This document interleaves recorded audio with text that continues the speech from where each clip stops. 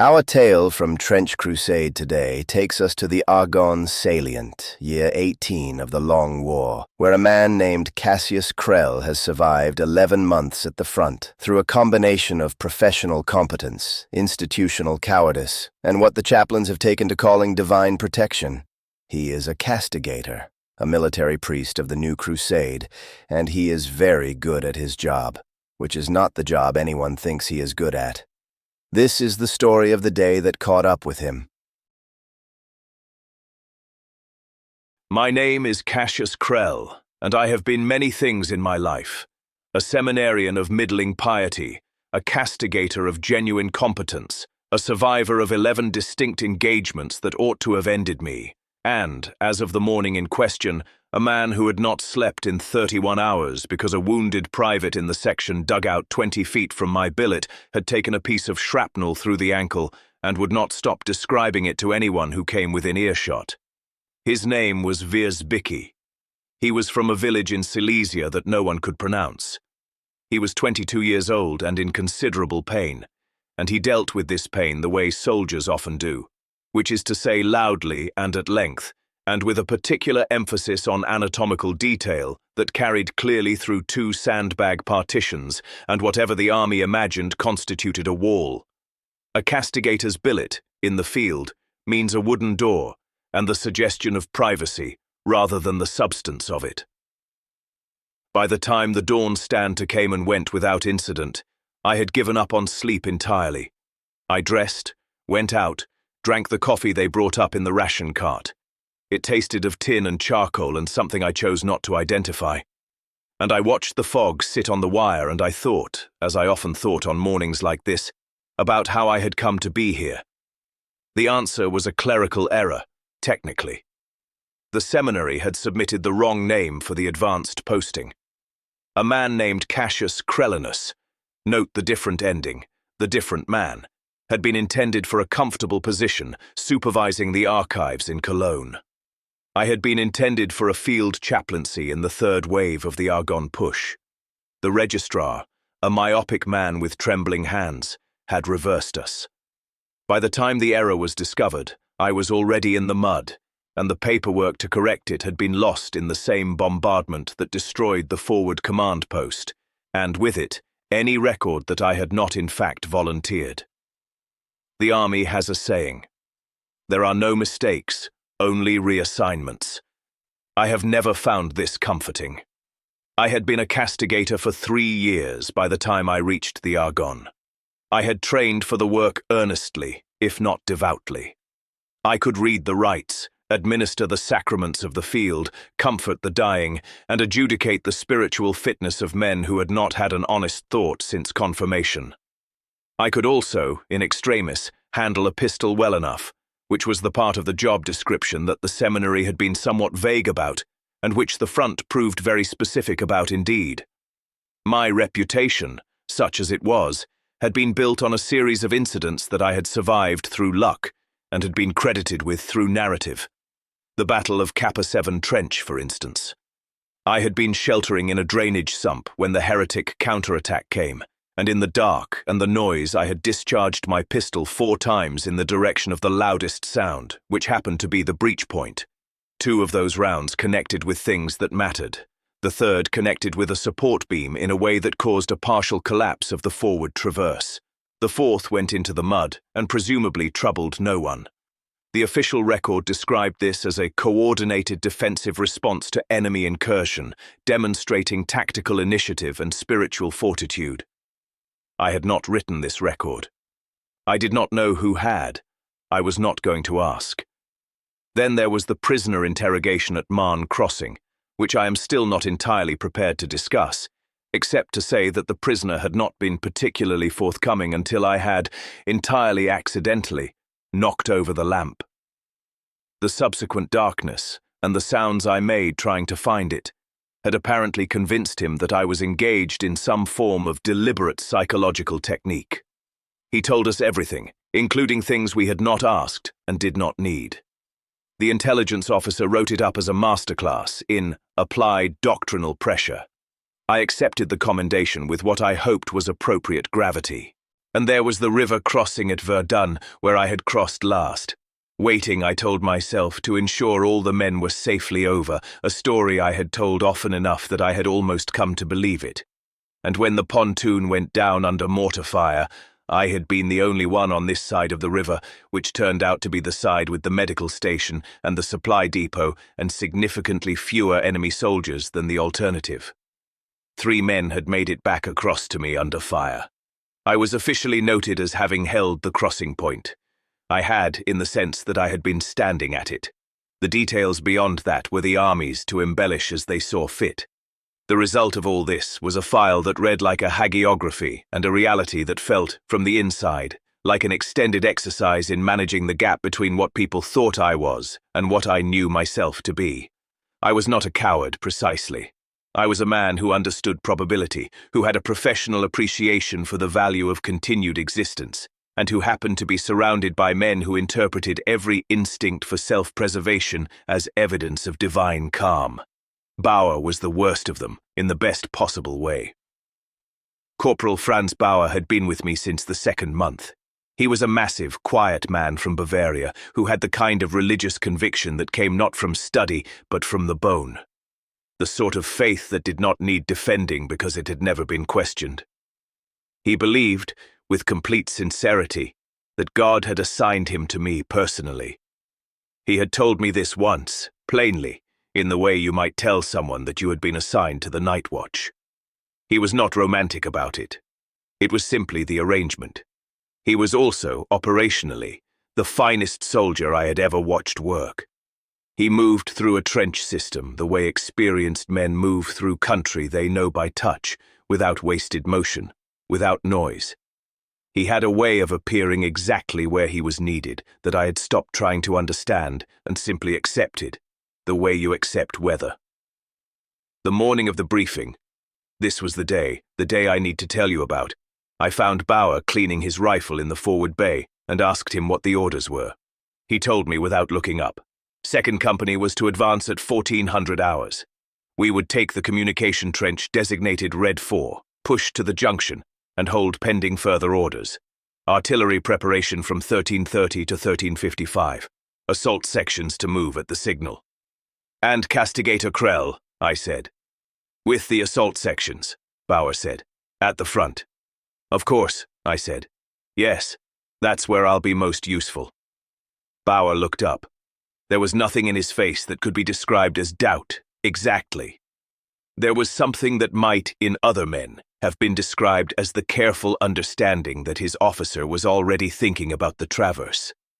That was when Colonel Voss arrived. I should describe Voss.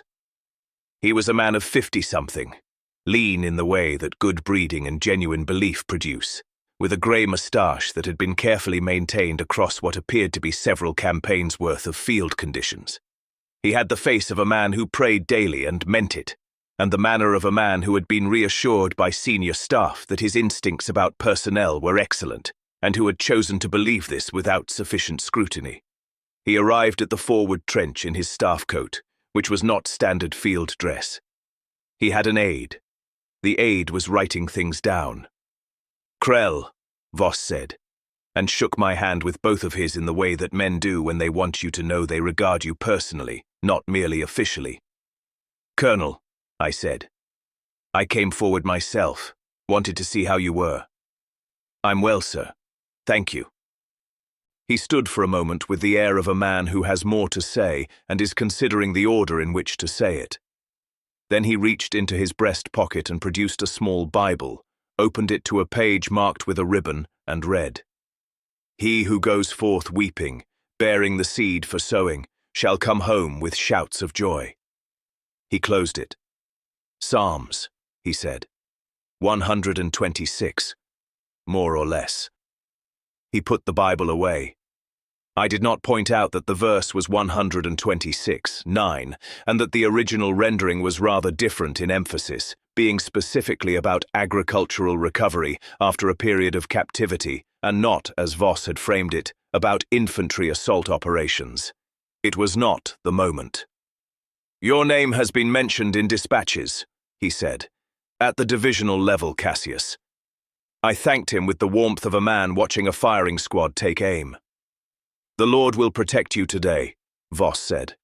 "I'm sure he will, sir," I said, "though I find it prudent to assist him where possible." Voss stopped. He looked at me the way a man looks when he has just heard something he wishes he had said himself. Then he looked at his aide. The aide was already writing it down. "I'm going to use that," Voss said. "Cassius, I'm genuinely going to use that. That is exactly the kind of thing we need more of in the divisional literature." "Please," I said, "the sentiment doesn't belong to me." Voss looked moved. He looked moved in the specific way that men are moved by things they intend to repeat to other people. "It comes from somewhere," he said quietly. "That's the point." He straightened. "One more thing. You should know there is some further work coming your way, once this action is resolved. A particular matter. Nothing that would concern a man of your qualities." He said this with the breezy certainty of a man who had never personally been shot at. "I look forward to it, sir," I said, which was, technically, a lie. Voss patted my arm. Then he said, with the finality of a man concluding a formal meeting, that he would observe from the command post, that he had every confidence in me, and that the Lord was with the 2nd Company today as he was with all his soldiers who advanced in his name. He said all of this clearly and without irony. He meant every word. His aide was still writing.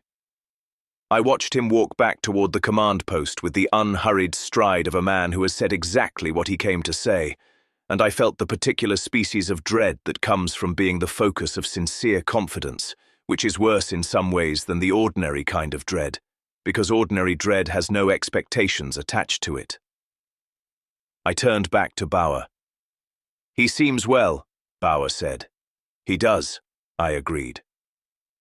The afternoon came with a quality of light that was typical of the Argonne, flat, grey, the sun diffused behind cloud cover that was regular enough to suggest it was intentional. The artillery began at 13:30 exactly, which I noted with professional approval and personal dread. Each round impacted somewhere forward of our position with the kind of concussive regularity that makes the teeth ache and the mind go slightly sideways, and I stood in the forward trench among men who were checking their equipment and making the small adjustments of posture and expression that soldiers make when they are waiting to go forward. And I checked my own equipment, and I did not think about what I was about to do, which is also something soldiers do. At approximately 13:40, 20 minutes before the signal, I made my assessment of the situation. The communication trench leading to Red 4 Junction ran northeast, which meant the assault section would be advancing into a quarter that had been registering heavy small arms fire for 3 days. The traverse arrangement at the third bend was, by the accounts I had gathered, in poor condition. The near revetment had taken damage in the night's bombardment, and the section was correspondingly narrow and exposed. To reach the front of the assault party from the current position would require traversing this section without the benefit of the near wall. I considered this for a moment. Then I said, to Bauer, who was standing 2 feet away and who was about to move to the head of the column, "I could of course go forward from the start, push to the head, but I think the men at the front have what they need. Their section leader is sound, their training is good. A castigator who falls before the action is properly joined serves no one. The men here in the support bay need to know their rear is held spiritually. I'll advance once the initial contact is made and the line is established." Bauer considered this with the gravity he brought to all operational assessments. He processed it against his understanding of me and of the castigator's role, and found it entirely consistent with how a man of my apparent character would reason. He nodded once, with the solemnity of a man who has been given a sound tactical instruction. Then he picked up his rifle and moved forward to the head of the column. He believed every word of it. That was the terrible thing. He heard it, considered it, and accepted it without reservation, because it was phrased in the language of duty, and there was nothing in Bauer's makeup that interrogated duty, once it had been expressed in the right register. I had, without lying, described a position of maximal shelter as a position of strategic importance, and he had accepted it as such, and now he was moving toward the dangerous part, and I was remaining at the less dangerous part, and this had worked exactly as intended. I would like to say I felt ashamed of this. I felt, in truth, mildly relieved and also aware that I would need to move forward once the first exchange was over, which would be unpleasant, but considerably less unpleasant than being in the first exchange. I watched him go. A large man moving through mud, carrying his rifle with the ease of a man for whom it had become the natural extension of his arms. The back of his head was visible for a long time above the parapet. Then it wasn't. That was when Corporal Deschamps found me. Deschamps was from Alsace, and he was the best wireman in the 2nd Company, a fact acknowledged by everyone including himself. He had a talent for moving through barbed wire in the dark, or the half-light that other men found unnatural, and that I found, at this particular moment, extremely convenient. He was waiting for orders in the way soldiers wait, not urgently, but with the patient readiness of a man who has been trained to be ready and sees no reason to be otherwise. He had been told there were contacts reported along the near wire earlier that morning, and there was a gap that needed checking before the assault moved. "Castigator," he said, "someone needs to check the left wire before the signal. Sarge said it's a 2-man job, but everyone's staged forward." I looked at him. I looked at the wire, which was approximately 40 meters of concertina and picket, through which any reasonable man would prefer not to crawl in the 30 minutes before an assault. I considered my options with the speed and economy that men who have thought about survival develop over time. "Deschamps," I said, with the tone of a man about to make a significant observation. "You know, I've been watching your work for 11 months now. I rarely say this. I think it produces complacency. But you have a genuine gift for this kind of operation. I've never seen a man move through wire with such economy. The way you read a gap is instinctive. It's the kind of thing I can't teach because it can't be taught. I've told the lieutenant the same." Deschamps looked startled, then pleased, then, and this was what I had been waiting for, resolved. The expression of a man who has just been told that he is uniquely suited to a thing, and who feels that the only honorable response to this information is to demonstrate it immediately. "I'll take the wire check," he said. "I think that's the right call," I said. "I'll maintain a position here to coordinate the timing." Deschamps went. He moved through the wire with the economy I had described, which was real. His talent was genuine. I had not fabricated it for the purpose, only deployed it at an opportune moment, and he was back in 17 minutes with a clean report and both his hands. He had found the gap was clear. The contacts from earlier had moved off. "Good work," I said. "Thank you, sir," Deschamps said. I noted this in my mental ledger under things that had worked out, and the ledger noted that it had been working out for 11 months, and I noted that the ledger did not seem to be reaching any conclusions from this, and I went back to waiting for the signal. The signal came at 1400 precisely. The sections moved. The artillery lifted, late by perhaps 35 seconds, which was characteristic. And then the trench was full of forward movement and noise, and the particular quality of shouted instruction that is barely coherent but perfectly comprehensible. And I stood in the support bay and did not go forward, and I need to be clear about this because I was not covering the rear in any meaningful tactical sense. I was simply not going forward. There is a distinction. I moved up to the first traverse after 10 minutes, which had the advantage of being intact, and I listened to the sounds of a firefight about 150 meters ahead. They were pushing. I could tell from the sound, the particular rhythm of advance under fire, the exchange that moves rather than the exchange that stagnates. I should have gone forward at that point. Instead, I did a thing I am not proud of, which was to take out my breviary and hold it open at the readings for men under fire, and to stand there with it as if the proximity of the text to the engagement was itself a form of support. This is not an entirely false reading of the doctrine, but it is not the spirit of it. At 12 minutes after the signal, Sergeant Kroll's runner came back through the traverse. "Castigator, the section's pushing to the junction. Sergeant Kroll's asking for spiritual support at the front of the advance." Spiritual support at the front of the advance. That was specific phrasing. Kroll had sent for me specifically, which meant either that the advance had reached a moment when men needed a castigator's words, which was a real thing that happened, or that Krell had looked back and noticed the absence of his castigator and had phrased the correction diplomatically. I suspected the latter. I went forward.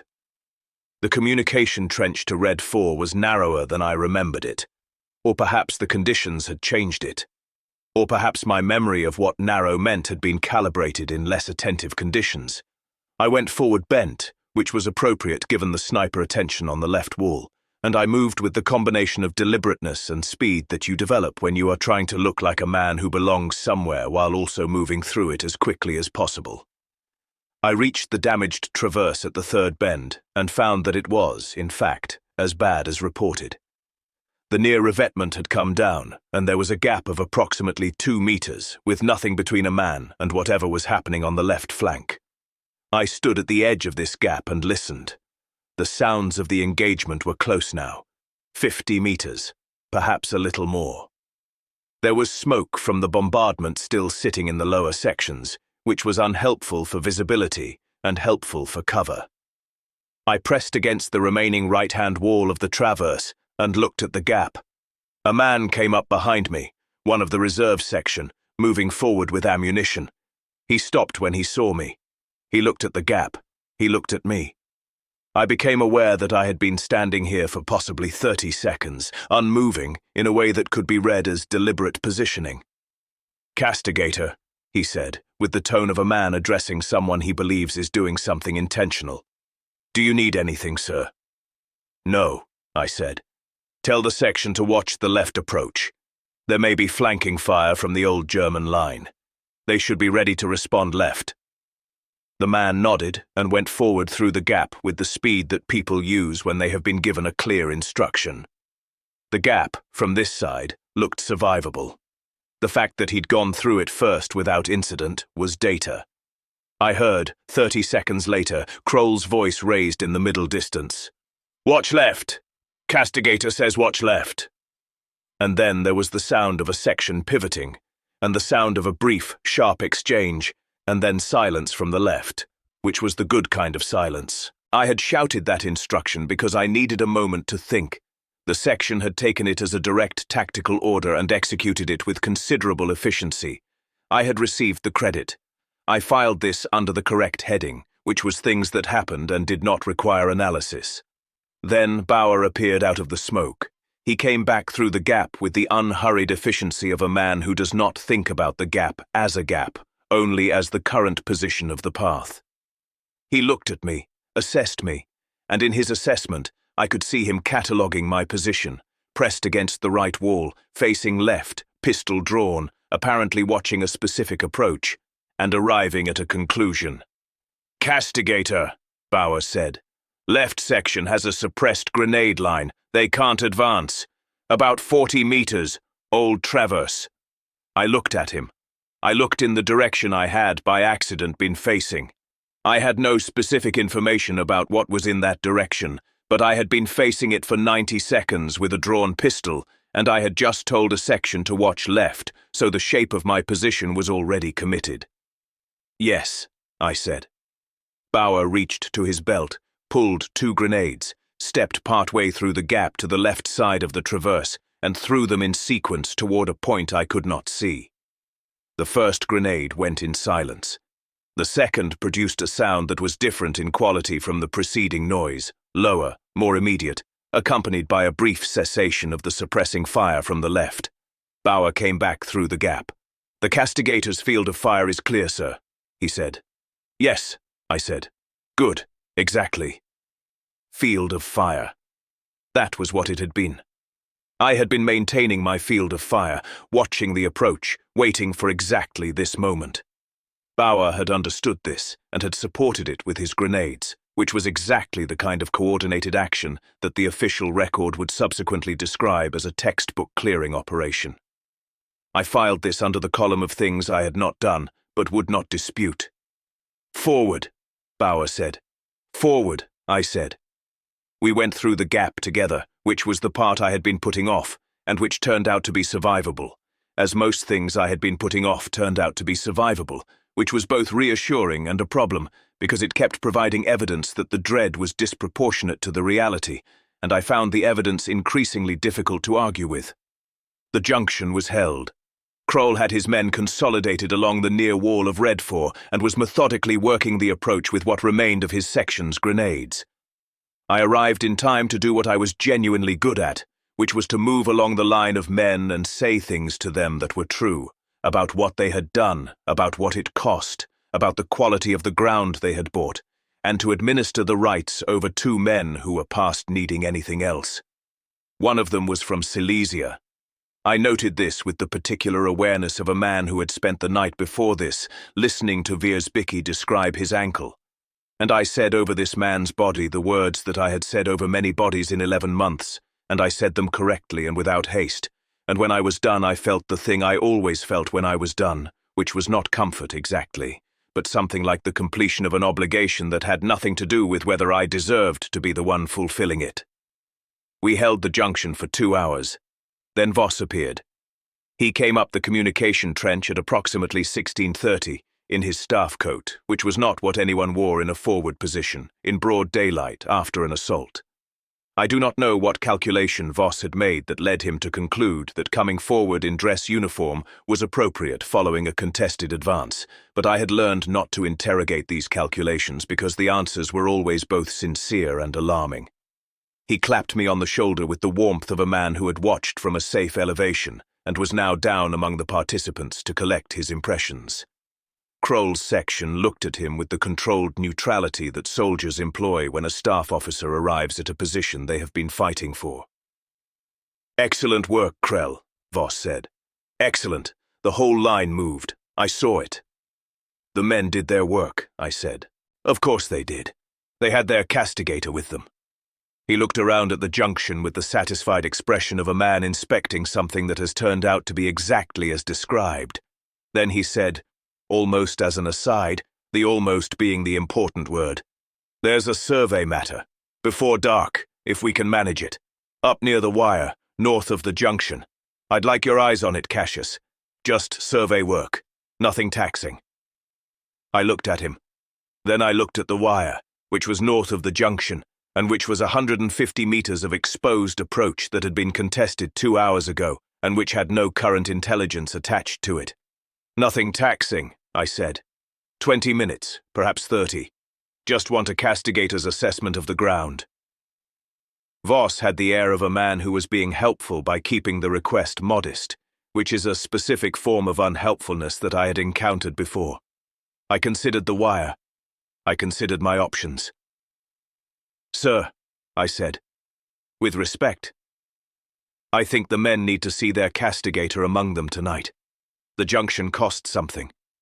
They're going to feel it in the next few hours, when the action is over and the mind has time to process what the body was doing. That's when faith matters most. Spiritual readiness is the foundation of tactical readiness." I let this sit for a moment. If I go forward on survey work now, I can't be here for that, and they go into tomorrow without what they need. Voss looked at me. His face went through several expressions before it arrived at the one that meant he was going to repeat this to the divisional chaplain. "The foundation of tactical readiness," he said. "The men come first," I said, which was both the most and least accurate thing I had ever said. "They do," Voss agreed with great sincerity, as if I had just articulated a principle he had been searching for his entire career. "They absolutely do." He looked at the section again, at Krell's men sitting against the parapet in the posture of men who had stopped moving and were deciding how to feel about it. "I'll send Brandt for the survey." "Brandt has very good eyes," I said. This was true. I had not manufactured it. I had simply deployed it at the right moment. Voss nodded, satisfied, and said that he would speak to Brandt, and that I should carry on, and that he had absolute confidence in me for tomorrow's work as well, which landed like a mortar round at a reasonable distance, alarming but not immediately lethal. He left. I turned back to the men. Then, quietly, without fanfare, I had Bauer check my sidearm. Bauer checked it without comment. He handed it back with the round chambered and the safety engaged, in the manner of a man who did not require an explanation and would not have asked for one. He simply understood that his officer's sidearm should be in good order, and that good order meant ready for what the night might bring. "Thank you," I said.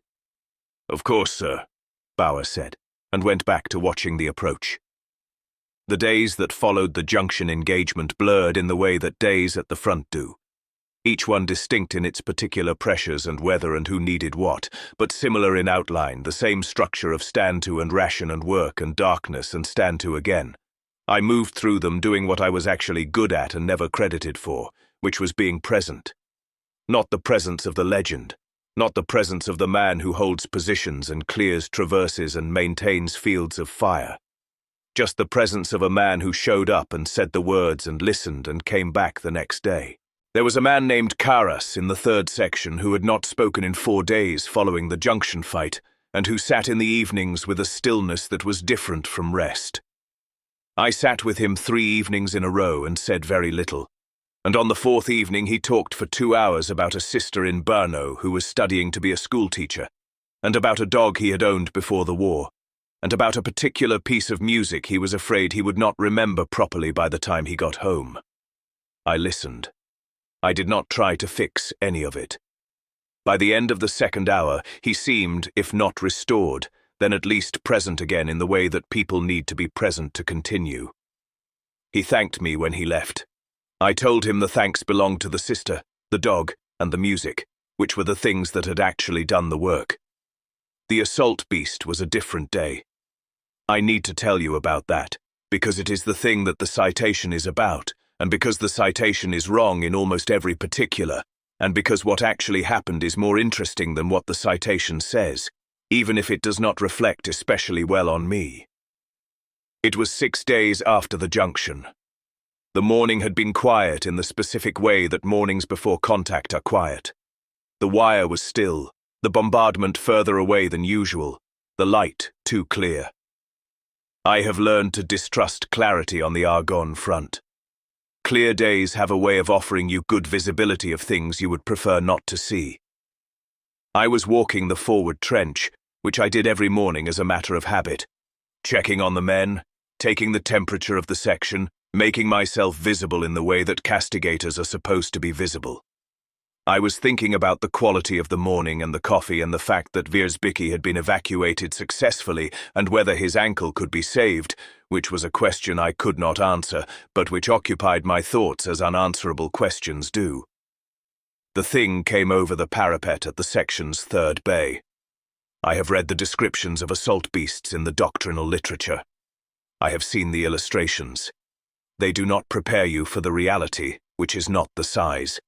The size you can process eventually, but the sound, which is a sound that bypasses the thinking part of the mind entirely and goes straight to the part that knows, without discussion, that this is the worst thing nearby, and that proximity to it is the problem.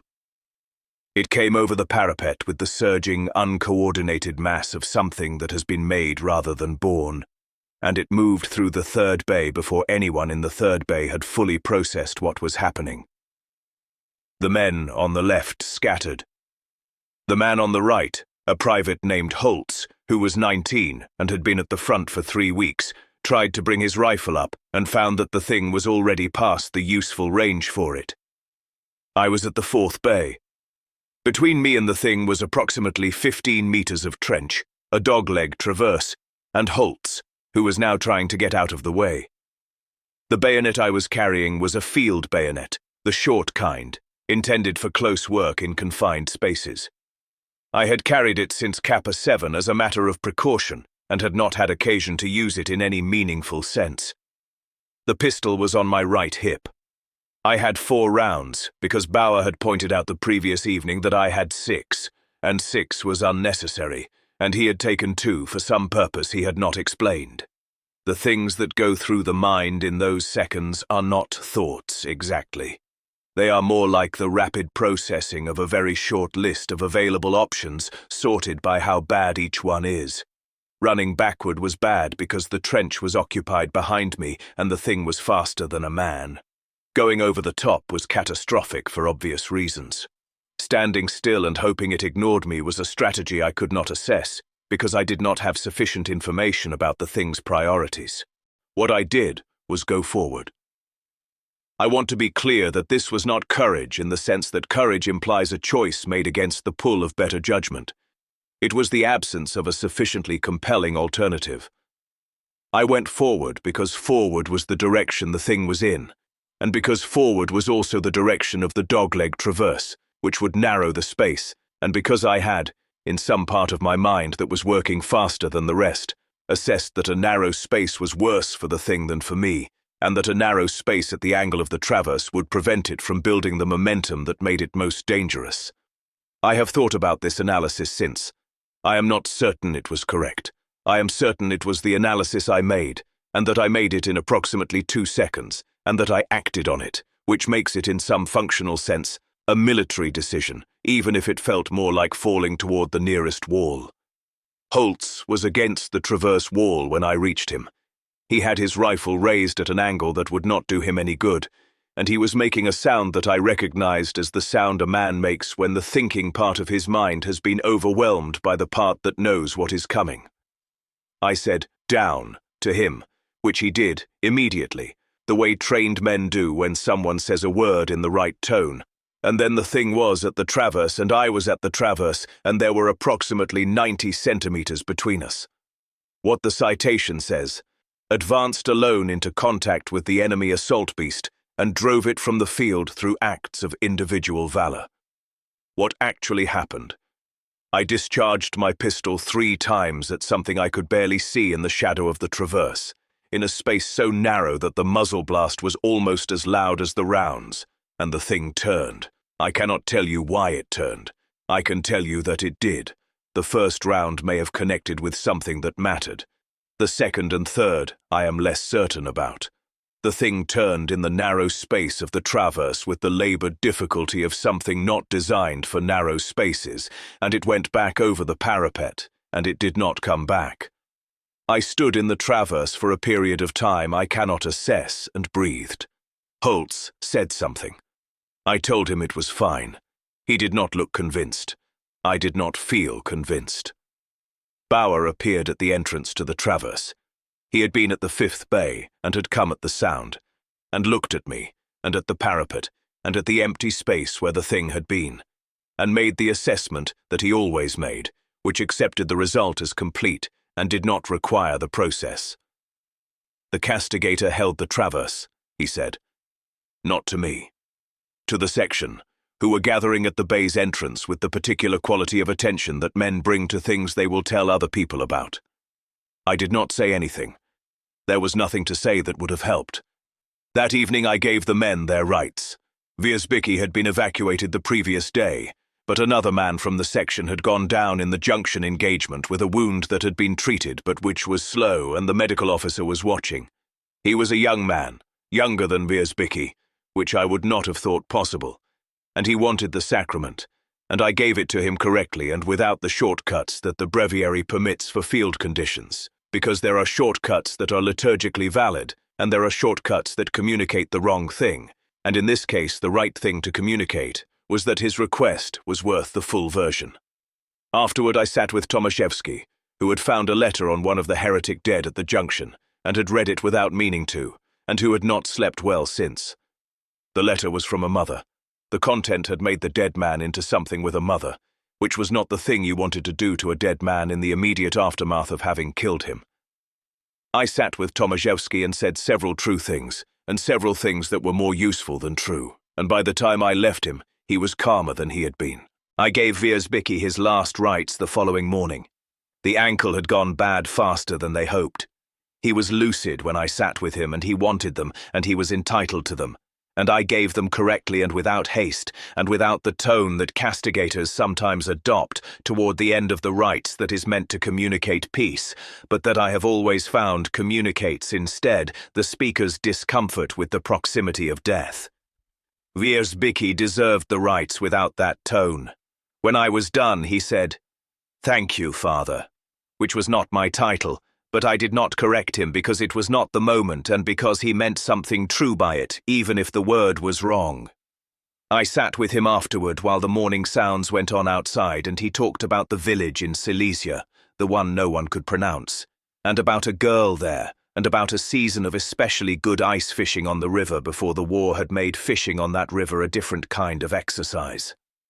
I listened, and the morning passed, and at some point in the middle of his description of the river in winter, the quality of his breathing changed, and I stayed until it was no longer necessary to stay.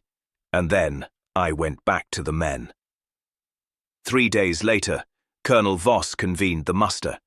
He arrived with his aide and without the small Bible, which I interpreted as a good sign, and which turned out to be because he had misplaced it and recovered it in time for the ceremony. So it was with him after all, in his breast pocket, because he had decided to read from it before the citation.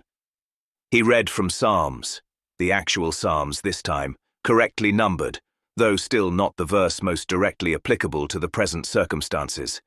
And then he took out the citation. The citation had been written by someone in divisional records who had assembled the account from several sources, none of whom had been in the Traverse. It was accurate in the way that documents assembled from second-hand accounts are accurate, which is to say the events were present and the causes were not. Every word of it was true. Very little of it was what happened. Voss read. On the 14th day of the month, Castigator Cassius Krell, attached to 2nd Company, did advance alone into contact with a hostile assault entity in the forward trench sector, at personal risk and without concern for his own safety, and did engage and drive the said entity from the field through acts of individual valor and spiritual fortitude, thereby preventing significant casualties and securing the position. I stood and listened to this. In my head, in parallel, I ran the actual version, the list of alternatives, the 2 seconds of processing, the absence of a compelling case for going backward, the traverse, the 90 centimeters, the 3 rounds, of which 1 may have mattered, advance alone. True in the sense that I had been the one advancing. The fact that Bauer was at the 5th bay and hadn't had a clear approach did not appear in the citation. Personal risk, and without concern for his own safety. I had had considerable concern for my own safety. Concern for my own safety had been the primary cognitive experience of the entire engagement. Acts of individual valor. There it was again. Valor. The word that implied a choice made against the current, when the current had, in that moment, been going the other way entirely. Voss folded the citation. He opened his Bible and read one more verse, this time from the Psalms again, and this time correctly. And it was the verse about those who go down to the sea in ships, who see the works of the Lord and his wonders in the deep. I am not entirely sure of its relevance to the present citation, but it was well chosen in its way, and the men received it as the verse deserved. Then Voss pinned the medal, the Service Cross, 2nd class, in its presentation case with the crinkled velvet that suggested it had been carried some distance in someone's pocket. His hands were steady. The medal was real. It was a real object that now had my name associated with it, and the weight of that was not the weight of the medal, but the weight of what it was being asked to represent. When Voss stepped back, he looked at the section. Then he said, "The Castigator has something to say to you." I looked at the section. Kroll's men. Tomaszewski, who had found the letter and had not slept well after. Holtz, who had been in the Traverse and who was looking at me with the expression of a man working out an obligation that has not yet been named. Deschamps, who had gone through the wire and come back clean. The young man whose wound was slow, but who was still here. I had planned a brief, official-sounding statement that would discharge my obligation and conclude the ceremony. What I said instead was this: "You did the work. Everything in that citation happened because of the men standing next to you. Not one piece of it happened because of anything I am. The man who moved first when the beast came, that was Private Holtz, who made space I needed without being asked. The man who cleared the traverse at Red 4 so the line could advance, that was Corporal Bauer, who read a position I was in and made it mean something.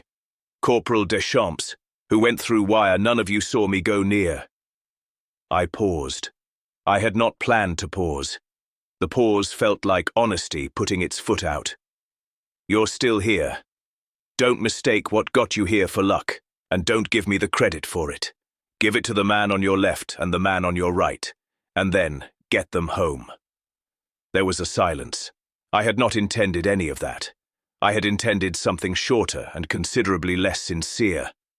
What came out instead was something I had apparently been carrying for 11 months without fully knowing I was carrying it. and it landed with the weight of things that are true and have been waiting for the right moment to be said. And the right moment had apparently been now, in the mud of the Argonne, with a medal on my coat I had not earned in the way the citation described. The men did not respond in the way that men respond to formal speeches. There were no cheers, no particular visible response. There was only the silence, and then men looking at the men beside them in the quiet way that people do when something has named a thing they already knew. Holtz looked at the ground for a moment, then at me. Then he nodded, once, with a seriousness that was out of proportion to the action and exactly proportionate to what was needed. To my left, Voss made a small sound. I looked at him. His moustache was doing the thing it did when he was trying to maintain composure, which was a very subtle trembling at the left end. He had a handkerchief out. He applied it briefly and with the controlled precision of a man who is being visibly moved in public and who has decided that this is not something he is going to prevent, but which he is going to manage with dignity. The handkerchief went away with the speed of a man who hopes no one has fully registered it. I looked back at the section and said nothing further. Voss, recovering, put both hands on my shoulders for a moment. The full two-handed grip again, which I was beginning to understand was his highest register of regard, and said very quietly, "I hope you know what you are to these men." "I know what they think I am," I said. "It's the same thing," he said. I did not argue. He was not entirely wrong, and he was not entirely right, and the distance between the two was something I had been living in for 11 months without resolving, and which I did not expect to resolve today. After the muster, Voss mentioned, with the air of a man doing business at a social occasion, that there was another matter he wanted my eyes on. Further work. A particular sector. He said it was nothing taxing. I smiled at him and changed the subject. Later that evening, after the muster had dispersed and the section had gone back to its work, I found Bauer at the forward bay, cleaning his rifle again, as he often was in the evenings.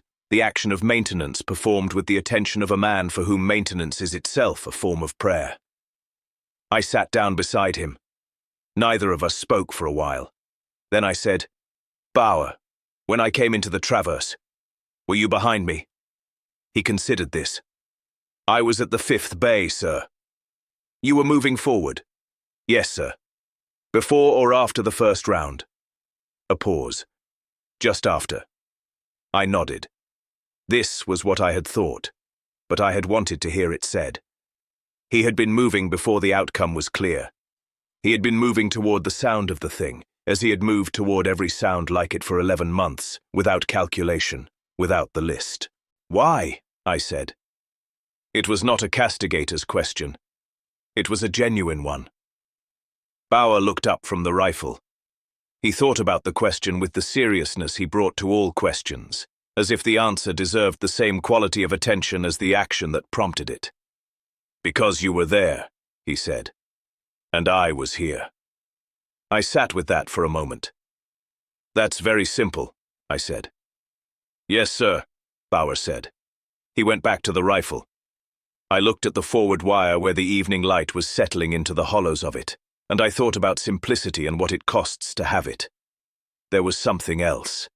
Something I had not spoken of, and which had been sitting with me since the traverse. When the thing had turned and gone back over the parapet, I had stood in the traverse breathing, and I had looked down, and on the traverse wall at approximately chest height there was a mark. A manufacturer's stamp pressed into the old revetment timber. The Aldrich Brothers Foundry, Liège, established 1887. The timber was old enough to have been cut before the war. The wood of the revetment that had narrowed the traverse, that had prevented the thing from turning at full speed, that had, in the most direct sense possible, given me the 90 centimeters that made the difference, that wood had been made by men in Liège before either of us had heard of the Argonne. I had looked at that stamp for a long time. I was not sure what I believed about the arrangement of the world. I was a castigator. I was supposed to know. But standing in that traverse with the maker's mark of a Belgian foundry under my fingers, I was aware that the answer to the question I had been asking for 11 months, "How am I still here?" was not a single answer, and was not entirely mine to give. He was from Bavaria. He cleaned his rifle in the evenings and believed that God had assigned him to me personally. And he was right, though perhaps not in the way he meant. And I have never deserved him, not for a single day of those 11 months. And I have been trying to, which is perhaps the most honest thing I have ever done. That is the only part of the citation they got right. The part they didn't write